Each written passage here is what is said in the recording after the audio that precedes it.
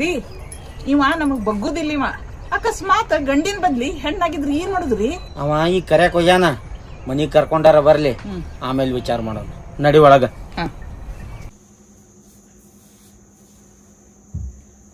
ಅಲ್ರಿ ಇವ ಕಡಿಗೂ ನಮ್ ಮಾತಾ ಕೇಳಿಲ್ಲಲ್ಲ.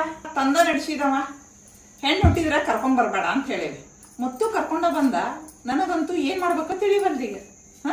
ಈಗ ಬಾಳ ತಿಲ್ ಕೆಡ್ಸ್ಕೋಬೇಡ, ನಾ ಹೇಳ್ತೇನೆ. ಅಪ್ಪ ಮಗುಗ ಹೆಸರು ಇಡಾಕ ಕೇಳ್ಕೊಂಡ್ ಬರ್ಕೊಂತೀನಿ. ಹೋಗಿ ಬಾರ.